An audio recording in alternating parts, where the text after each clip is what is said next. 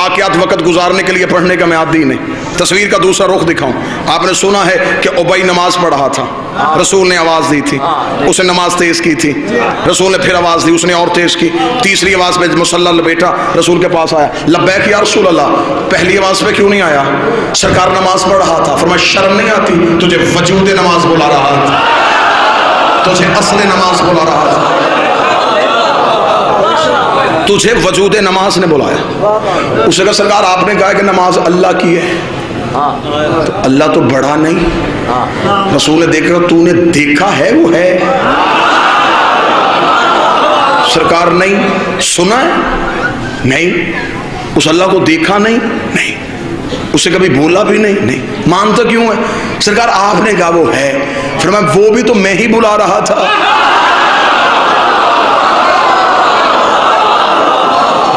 अब मैं जुमला देने लगा हूं, मेरी है का नाम दीन है, नहीं का नाम दीन नहीं।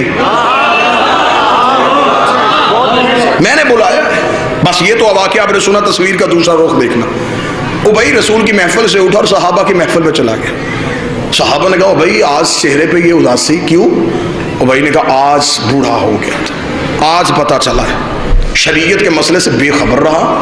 आज मुझे नबी ने पास बुला के समझाया है कि जब नबी आवाज़ दे तो नमाज तोड़ो और नबी की आवाज़ में लब्बैक कहो। ये मुझे आज पता चला है। अल्लाह की नमाज तोड़ दी जाती है नबी के बुलाने पर, अल्लाह की तस्वीर रोक दी जाती है नबी के बुलाने पे। इतना कहना था। उबई ने कहा कि आज मुझे मसले का पता चला। साथ बैठा था एक 450 साल का जवान सलमान।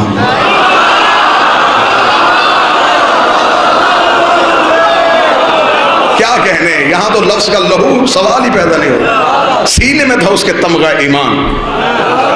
उठ के खड़ा होकर लगा, क्या कहा तूने उबई? तुझे आज पता चला कि नबी बुलाए तो नमाज तोड़ दी जाती है? तुझे अब भी नहीं पता चला?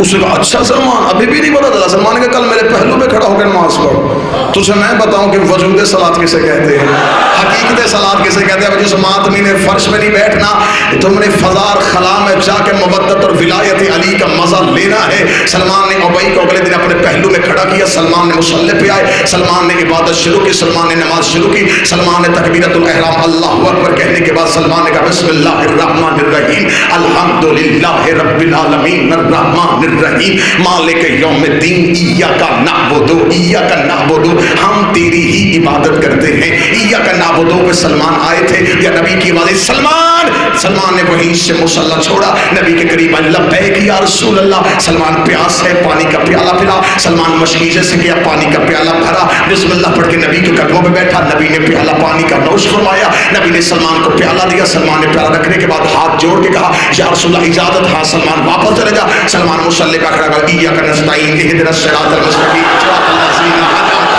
अलैहिम। सलमान ने नमाज को शुरू किया। इधर सलमान ने नमाज को खत्म किया, उबई ने जल्दी से नमाज खत्म की। नबी के कदमों पे जाकर लगा बूढ़ा हो गया है, बतून की दहलीज में सजदे करते हुए, जिसे अभी तक इतनी मार्फत भी नहीं हुई। जब इसने नमाज तोड़ी थी, इसने नमाज को सिरे से क्यों नहीं पढ़ा? इसने नमाज को शुरू से क्यों नहीं पढ़ा? इसने वहीं से आके नमाज कैसे शुरू कर दी? नबी ने बुलाकर सलमान तू नमाज तोड़ के आया था? जी मौला तूने सिरे से क्यों नहीं शुरू की? नबी के कदमों बैठ के था, मौला तुझे तेरी इज्जत का वास्ता पहले बता मैंने तोड़ी कब थी? मेरी टूटी कब थी?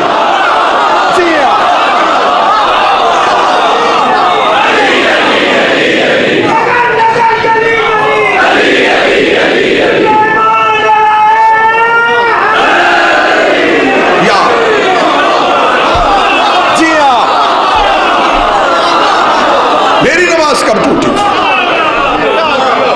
मैं तो अताअत हुज्जत में था। तसही करे वो अपने अकीदे को। जो बंदा ये कहता है कि सलमान बतूल की दहलीज पे झाड़ू देता था, झाड़ू वहां दिया जाता है जहां गर्द हो, झाड़ू नहीं देता था। सलमान हर सुबह जाकर दहलीज इस्मत में सजदा करता था। इधर मौज़िन मदीने की मस्जिद से अज़ान देता हय्या अलस्सलाह, सलमान बतूल की दहलीज पे आता, दहलीज पे आके सजदा करता, फिर मस्जिद में जाता। एक दिन एक सहाबी ने नबी की अबा पे हाथ रख के कहा, इस सलमान बूढ़े को ये तो बुला के पूछे, हैया अला सलाह पे मस्जिद में आया जाता है, ये बतूल के दरवाजे पे जाता है, फिर मस्जिद में आता है। नबी ने कहा, सलमान इन्हें क्यों नहीं बताता, वहां क्या करने जाता है? फरमाया, इन्हें समझाने के लिए जाता हूँ, यहाँ उसी की कबूल होती है जिसपे वो राजी होती है।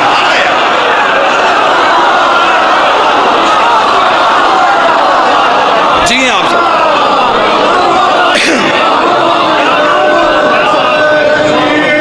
या इबादत तुम्हारे उठने बैठने का नाम नहीं, हुज्जत की अताअत का नाम है। इख्तियार हुज्जत को समझो, हुज्जत के इख्तियार को समझो, अपने बादशाहों के इख्तियार को समझो तो सही। किस इख्तियार के मालिक हैं? जिनके बहलोल, बिलाल, कंबर, मिकदाद और कलंदर के इख्तियार नहीं पढ़े गए। आज 2 टके का बंदा उठ के कहता है कि नहीं सरकार, ये आप जो कह रहे हैं, अली तो ऐसा नहीं कर सकते। अपनी हद में रहे, अपनी औकात में रहे। अभी तो हम अली के वजूद के फजाइल पढ़े और तुझसे बर्दाश्त नहीं हो रहे। हमें मजबूर न करना, हम इस घर के जानवरों की फजीलतें पढ़नी शुरू कर दें।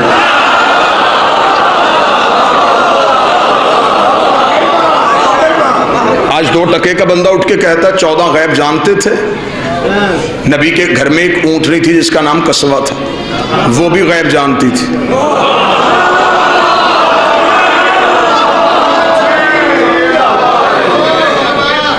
मैं शादी साहब की बात की पुख्तगी कर रहा हूँ, मैं तलावत भी कर रहा हूँ और चेहरों की ज़ियारत भी कर रहा हूँ। सरकार ने कहा था कि आपको यहाँ पे सारे ही मानने वाले मिलेंगे, और अल्हम्दुलिल्लाह मेरी नज़रें कहीं भी ऐसी नहीं ठहरी जहाँ एक हल्का सा शिकन भी शक का आया हो।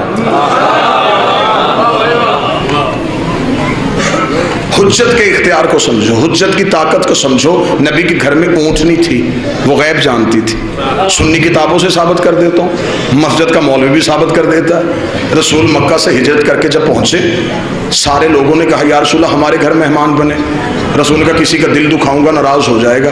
कसवा की महार छोड़ के जहाँ ये बैठेगी, ऐसा है या नहीं? वो बैठी आके अबू अयूब अंसारी के दरवाजे पे। उसे किसने बताया था कि यहाँ बैठना है?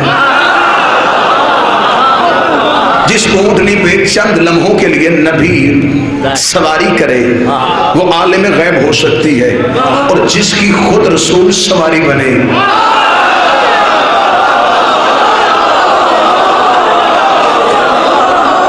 फिर मुझे नहीं समझ आता कि नीचे वाली आलिमुल गैब है, ऊपर वाला फिर आलिमुल गैब तो नहीं होगा। कोई तो बंदा होगा जो साथ मेरे चलेगा। अगर नीचे आलिमुल गैब है, फिर ऊपर तो आलिमुल गैब नहीं होगा। फिर ऊपर तो कोई ओहदा और है, तो सब और है। इसलिए कि जब नबी नमाज पढ़ा रहे थे, जो पीछे पढ़ रहे थे वो आबिद थे, जो पढ़ा रहा था वो अब्द था। सुब्हानल्लाह असरा बिअब्द ही, खुदा ने खुद इसे अब्द कह के बुलाया। जो पीछे थे वो अब्द नहीं थे, वो आबिद थे। जो आगे था वो अब्द था, जो ऊपर था वो मबूद था। अर्श पे मबूद, मुसल्ले पे अब्द, पीछे आबद। ऊपर मबूद की इबादत हो रही थी, अब्द नमाज पढ़ा रहा था, आबद पढ़ रहे थे। हुजरे का पर्दा उठा, ज़हरी कमसनी में एक शहजादा निकला, आबदों की गर्दनों पे अपने पांव रखता हुआ अब्द की पुश्त पे आके बैठ गया। अब्द की पुश्त पे बैठ के उसने मबूद से कहा, अब नीचे अब्द है, तू मबूद है, अब बता मैं कौन हूँ। पीछे आबद रह गए, आगे अब्द हो गया, तू मबूद हो गया। आवाज़े खुदाई, हुसैन नीचे ना उतरना, मैं तुझे तेरा ओहदा बताने लगा हूँ। पीछे आबद है, ये अब्द है, मैं मबूद हूँ, तू अबा अब्दिल्ला।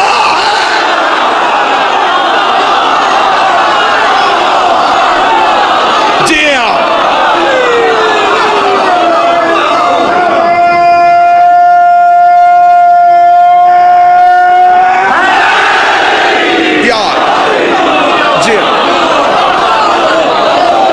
हुसैन तू अब्दुल्ला। ना चैलेंज करना कि हम तुम्हें घर के जानवरों की फजीलतें सुनाएं और फिर तुझे वश आए। जानवर तो फिर भी सांस लेते हैं, जिंदगी है इनके पास। जानवर थे, सांस लेते थे, जिंदगी थी। अली के हाथ में एक लोहे का टुकड़ा था। शिराजी बादशाह जमानत तलवार कहता था, अली जुल्फकार कहते थे। किताबों का अंबार मिंबर पे लगाऊंगा, बहुत सी जंगें ऐसी हैं जहां पे जाके अली कब्जा तलवार पे हाथ नहीं रखते थे। अली जुल्फकार को हवा में छोड़ देते थे। जुल्फकार हवा में लहराती हुई आती थी, 3 गर्दनें काटती थी, चौथी छोड़ देती थी, 6 काटती थी, 7वीं छोड़ देती थी, 10 काटती थी, 11वीं छोड़ देती थी। माल के ने कदमों में बैठ के कहा, ये अली तेरी तलवार गर्दनें छोड़ के क्यों चलती है? तो मैं गर्दनें छोड़ के नहीं चलती, शजरे देख के चलती, नस्लें देख के चलती है। हाय हाय, क्या जन्नत का माहौल, क्या जन्नत का माहौल।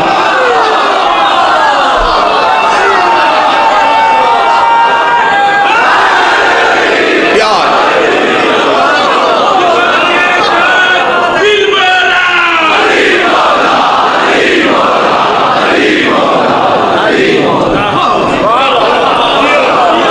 तो ये तो बेजान के फजाइल सुनाएं तो लोग परेशान हो जाएं।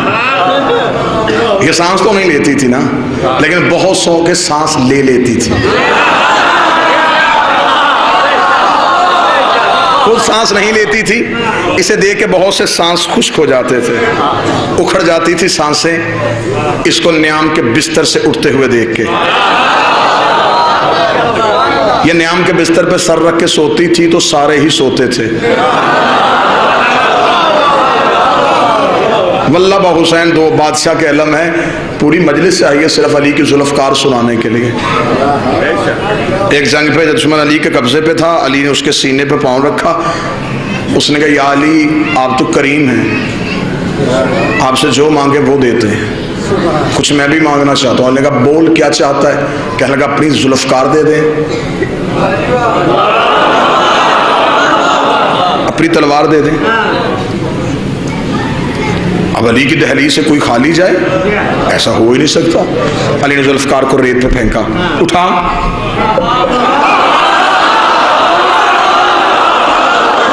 उठा। इसने जहन में सोचा कि जल्दी से तलवार उठाऊंगा, उल्टा वार अली पे करूंगा।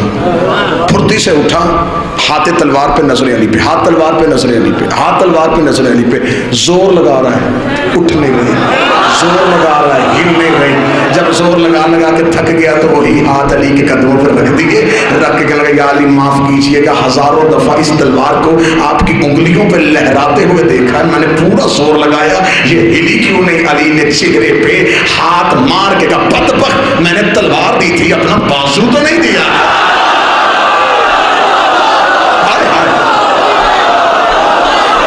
मैंने तलवार दी थी।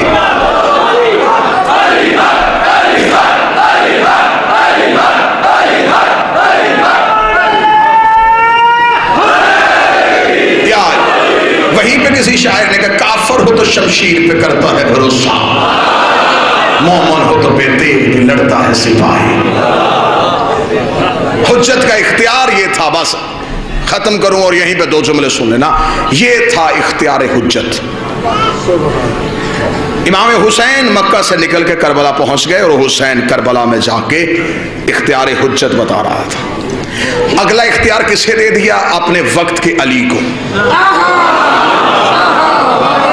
यहीं पे जुमला सुनिएगा, बहुत कम होते हैं इस बादशाह के फजाइल मिंबर से पढ़े जाते हैं। मैं शहजादे का फजाइल पढ़ने लगा हूं, आओ मेरे साथ मिलकर दहलीज़ इस्मत पे सजदा करें। मलऊन यजीद शाम में रहता था और इसने मदीने में बैठे हुए हुसैन से बैत का मुतालबा कर लिया। आज जमाना ये समझता है कि सज्जाद खून रोते थे, सज्जाद लहू रोते थे, शायद सज्जाद हर वक्त सिर्फ रोते ही थे। इख्तियार हुज्जत बताने लगा हूं, ये थी सज्जाद की बहादुरी, ये थी सज्जाद की ताकत। इस जुमले पे नौजवान से क्या बच्चे से दिल से दाद निकलेगी, क्योंकि ये मेहनत का जुमला नहीं, अता का जुमला है। जुमला खुद बोलेगा कि मैं शहजादी की अता हूं, मुझे 14 की तहारत की कसम। जिस यजीद ने मदीने में बैठे हुए हुसैन से बैत का मुतालबा कर लिया था, पूरा 1 साल सज्जाद उसके कैद खाने में बैठा रहा, उसने सज्जाद से बैत क्यों नहीं मांगी?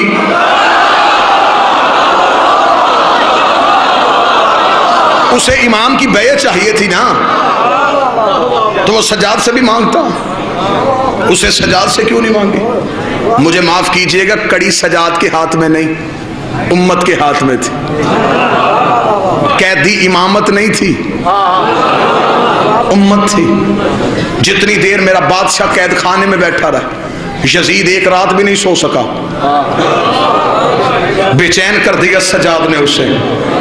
इसलिए तो शायर ने कहा था, बिस्तर जो मखमली था उसे खार कर दिया, बिस्तर जो मखमली था उसे खार कर दिया, सोना फरौन शाम का दुश्वार कर दिया, नींद उसकी बांध की जंजीरें पा के साथ सज्जाद ने यजीद को बीमार कर दिया।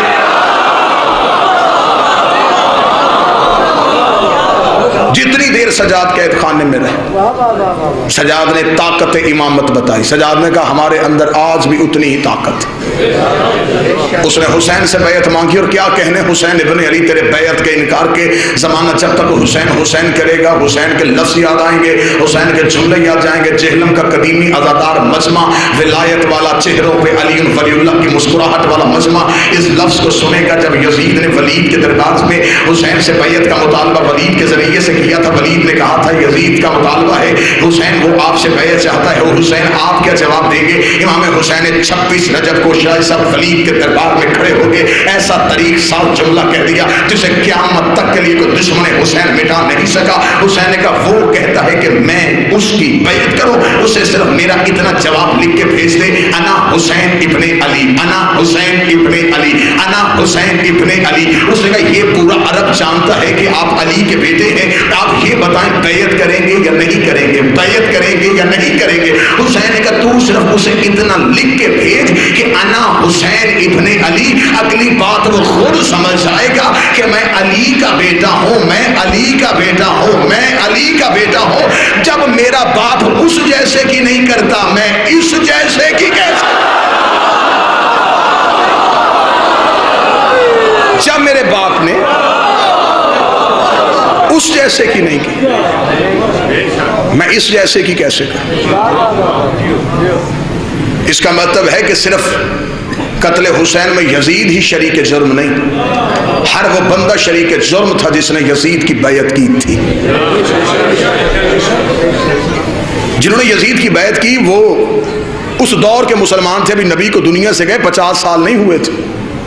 इसका मतलब कि नबी के दौर के सहाबी मौजूद थे जिन्होंने नबी के दौर में नबी के हाथों में बैयत की, उन्होंने बैयत तोड़ के यजीद के हाथ पे की। और ये है तारीख़ इस्लाम का एक बदनुमा दौर। दाद आपने मेरी सोचों से बढ़ के दी, तवक्को से बढ़ के दी। अब इस जुमले को महफूज कर लीजिएगा, ये था तारीख़ मुसलमान का बदतरीन दौर कि रसूल के जाने के 50 साल बाद यजीद जैसा एक फासिक, फाजिर, बदकार ममलकत इस्लामिया का वारिस बना, और उस दौर के मुसलमानों ने यजीद की बैयत की। ये जो लोग बैयत कर रहे हैं, ये सिर्फ लोग नहीं, मुस्तकबिल के रावी हैं। ये लोग सिर्फ बैत नहीं कर रहे, इनमें बड़े बड़े मुस्तकबिल के मुहद्दिस छुपे हुए हैं। इन्होंने हदीसें नकल करनी है, इन्होंने तारीख को रवायत करना है, इन्होंने रसूल के फरमान को रवायत करना है। तो जब हाथ यजीद के हाथ में थे, जुबान आले मोहम्मद का हक कैसे बोल सकती थी? फिर इस दौर में जो तारीख बनी, आज के मुसलमान ने उसे मुस्तनद इसलिए समझा कि ये नबी के फौरन बाद बनी थी, जबकि नबी के फौरन बाद यजीद के हाथ में बैत हो गई थी। और ये फिक और शरीयत का कानून है, जब कोई मुसलमान किसी फासिक के हाथ में बैत करे तो वो दायरा इस्लाम से निकल जाता है। फिर मुझे माफ कीजिएगा, यजीद के दौर में जिन मुसलमानों ने यजीद की बैत की, अब उनका इस्लाम से कुरान के मुताबिक कोई ताल्लुक नहीं रहा। फिर इसका मतलब कि हुसैन को मुसलमानों ने नहीं मारा, मुसलमानों ने नहीं मारा, काफरों ने मारा। और ये था इख्तियार हुज्जत कि शरीयत का और कुरान का मसला है कि जब कोई मुसलमान किसी फासिक के हाथ में बैत करे वो दायरा इस्लाम से निकल जाता है। अब अगर वो दोबारा मुसलमान होना चाहे और कोई हुज्जत मौजूद हो, उसे उसके पास आना पड़ेगा, उसके हाथ पे दोबारा बैत करनी पड़ेगी, जिसके लिए कहा जाता है नस है तजदीद बैत, बैत का पलट के वापस आना, बैत का दोबारा कायम होना। वो दोबारा मासूम के हाथ में बैत करेगा। ये थी हुसैन की जंग कि लोगों ने यजीद के हाथ में बैत की। इसका मतलब नबी वाली बैत टूट गई, अली वाली बैत टूट गई, हसन वाली बैत टूट गई। लोग दोबारा जमाने जहलियत में चले गए। हुसैन अपने 72 लेके करबला सो गया। अगली हुज्जत 1 साल के लिए कैद खाने में बैठी रही। अब मुझे तरीका मौरख बताए कि वो पूरा 1 साल उम्मत काफिर रही है या मुसलमान रही? उस 1 साल में उम्मत कहां थी? हालत कुफ्र में थी या हालत इस्लाम में थी? इसका मतलब है ये जो इमाम कैद खाने में था, इमाम कैद नहीं था, उम्मत कैद थी। नकली बैत के दावेदारों के चेहरे से हुसैन और हुसैन के बेटों ने नकाब उतार दिए। हुसैन ने सारे बदले इकट्ठे ले लिए। जरा जंग तो सुनो हुसैन इब्ने अली की, कभी यूं हमला भी सुनो हुसैन इब्ने अली का। हुसैन ने सारे हमले इकट्ठे ले लिए। यजीद के पास आज तरीका मौरख ये कहता है कि यजीद गलत था, हुसैन सही था। सारे कहते हैं, आप तायद फरमाएंगे, मैं नतीजा दे के छोड़। यजीद गलत था, हुसैन सही था। क्यों यजीद गलत था? नहीं जी, यजीद की खिलाफत गलत थी। आए मौलवी मेरी आंखों में आंखें डाले, वो अपनी किताबों लाए और मुझे अपनी किताब और कवानीन शरीयत के मुताबिक यजीद की खिलाफत को गलत साबित करके दिखाए। तुम्हारे पास जितने खिलाफत के असूल थे वो सारे यजीद के पास थे। मुसलमानों के यहाँ खिलाफत का पहला असूल है कि उम्मत इकट्ठी होकर किसी को खलीफा बनाए तो वो होता है। यजीद के पास ये था। पढ़े लिखे अहबाब तो शरीफ फरमाए, अजमाए उम्मत यजीद के पास था, अजमा हो गया था उम्मत का। दूसरा, खिलाफत का कानून यह था कि पहला दूसरे को नामजद कर दे तो वो भी खलीफा होता है। यजीद के पास ये असूल भी था, उसे उसके बाप ने नामजद किया था। खिलाफत का तीसरा असूल था कमेटी बन के फैसला करे और किसी एक को चुन ले। यजीद के पास ये भी था। इसका मतलब है कि यजीद के पास तो खिलाफत के सारे कानून थे, फिर यजीद गलत कैसे, हुसैन सही कैसे? फिर तुम्हें मानना पड़ेगा हुसैन सिर्फ सही और यजीद सिर्फ गलत नहीं, तुम्हें मानना पड़ेगा हुसैन सही था, अजमाई उम्मत गलत था। हुसैन सही थे, इस्तखलाफ गलत था। हुसैन सही थे, शूरा गलत थी। तुम्हें मानना पड़ेगा गदीर सही था, सकीफा गलत। इमामत सही थी, खिलाफत गलत थी। अगर मान जाते फिर बेटी अली की शाम के बाजार में